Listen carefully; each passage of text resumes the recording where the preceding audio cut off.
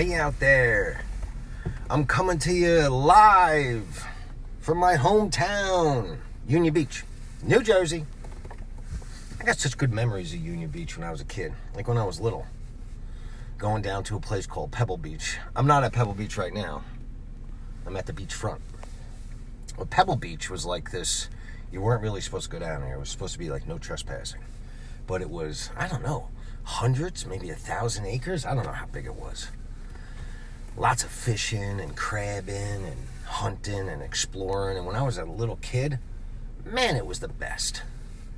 However, coming down to the beach like where I'm at right now was not something you really wanted to do. There was nobody coming down here with any beach chairs or umbrellas or packing their coolers to spend the day at the beach because it was pretty gross. However, coming down here now in the summer, you can't get a parking spot. The beach is packed. They clean up the beach quite a bit. There's a nice walkway. Union Beach has a lot to offer. You got the bay. You got the Raritan Bay right here. You got views of Manhattan. They built some condos. The prices of some of the houses have skyrocketed. My dad bought a house here in Union Beach, I think back in, I don't know. I think it was probably maybe 68. 67 or 68. I think he bought it for $11,000. I think that's what it was close to what he was making each year, $11,000. And I remember when he was still alive, I told him that Diane and I went and looked at a house on the water, and the asking price was $1 million. $1 million. And I think he said something like, I could have bought the whole town. Anyway, I'm giving you an idea that Union Beach is possibly starting to take a turn for the better, and it has so much to offer. You know that saying, they're not making any more land? Well, we're on the water here. Lots of people from the city want to move down. And like I said, this place gets packed in the summer.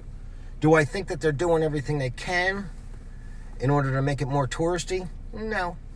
However, we have 3 houses here in Union Beach, and the appreciation and the deals that we got on them were such that I love this little town. I love it. I'm going to take you for a little tour of the beachfront right now, and then I'm going to also talk to you about flood zones, because I've encountered flood zone situations, problems, obstacles every time I bought a house here in Union Beach.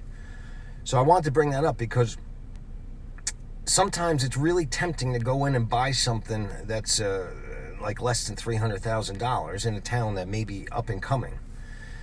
And if you don't know about flood zones, you can get yourself into a pickle. So, I'll tell you more about that.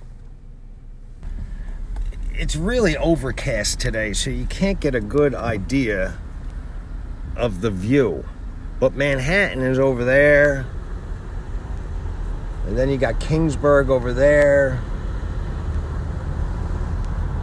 And let me show you. I don't know if you can see those, but there's some condos that were built over there. There used to be a restaurant. Matter of fact, it's where I met Diane for the first time. Jacob's. Big shout out. But it's not there anymore. Hopefully it'll come back. So, like I said, I grew up in Union Beach, and this walkway and, beach atmosphere wasn't really here.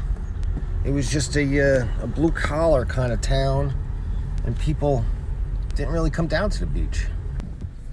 Now, I'm a couple streets in from the first street that butts up against the water, Front Street. And this is what it looks like now.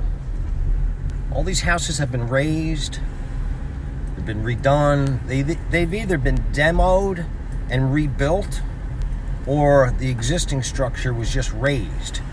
And I'm going to talk to you a little bit about that. So like I said, we have 3 houses here in Union Beach. I know Union Beach like the back of my hand. I know all the different streets and flood zones and dealing with the building department. I'm going to leave it at that. So I'm in front of a house that I looked at a while ago. I forget what the purchase price was going to be, but it caught my eye. It was like I think it was like, I don't know, 250, 300,000, possibility of it being 2 units. Let me show you what I'm talking about. So it's got a brick structure in the front. It's a house. And then as you go around to the side, it actually connects to the other house. Some of these houses were done nice. Matter of fact, they remind me of some beach resorts down South Jersey that are big bucks. Not that particular house. That one has to be raised. So for those of you that aren't familiar with Union Beach, I want to give you a little bit of a tour down by the water. And I'm going to pull into a parking spot and give you my spiel on flood zones and the obstacles and struggles. So this is the beach. In the summer, it's even cleaner and nicer, and I'm really happy Union Beach has taken the time and put in the money to make this a place for people to come down to. So anyway, that's a little tour of Union Beach. So flood zones. So whether I'm looking in Union Beach or other surrounding towns that were affected by Sandy, Superstorm Sandy, and I see a property that catches my eye because of the price, under $300,000 around here, it's right in my niche. However, when they're in a flood zone, well, let me tell you first, how do you find out it's in a flood zone? How would you find out that it's in a flood zone? For me, I'm so familiar with Union Beach that I know. However, what you could do is you could come and you could take a ride. First of all, you take a ride by.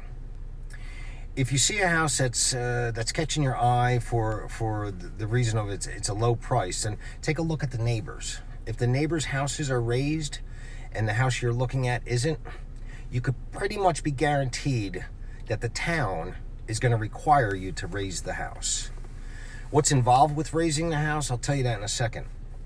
However, and I'm not going to get into politics, but it does kind of blow me away that Superstorm Sandy, a once in 100-year storm, comes through, and then FEMA and the homeowners insurance companies can dictate policy for homeowners, mandating that they raise their house, or you can't get financing on it. You can't get homeowners insurance on it. And the town just won't let you occupy it unless you abide by those rules.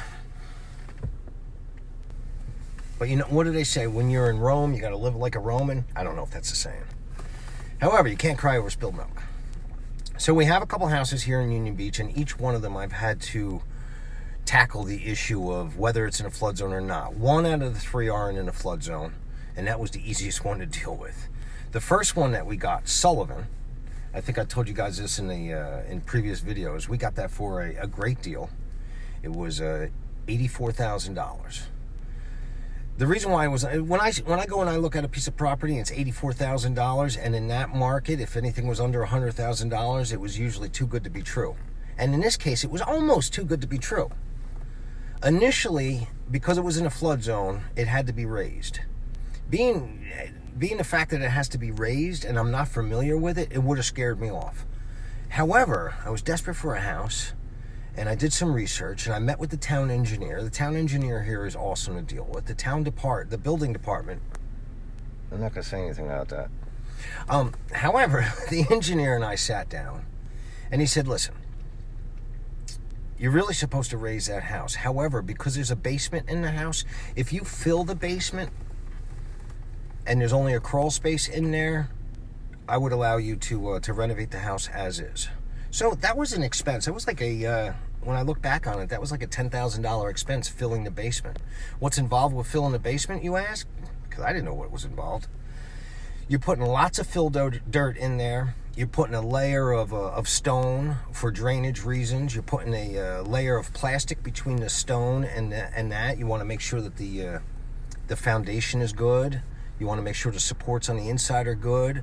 And that means that you have to move all the systems above grade, which means the furnace, the water heater, anything that you had down in that basement. First of all, it eliminates a basement, which takes away from the value of the house. And you have to raise the furnace, the water heater, and anything else that was down in the basement. So that's an expense. However, $10,000 versus, and like I said, I'm not that familiar with raising a house, but I've heard some stories where, I mean, it could be $50,000, $60,000, $70,000 to raise a house. So anyway, so that was the first deal. I overcame that, and there was lots of stress and anxiety to get to that point. Was it worth it? It was worth it. Would I do it again? I would. I usually don't ask myself questions like that. That was weird. But anyway, the end result was, the highest appraisal I got on that house was $350,000. I bought it for $84,000, actually $83,900. I think I had a budget in there of $72,000. And you want to talk about a home run, building some equity. That was it.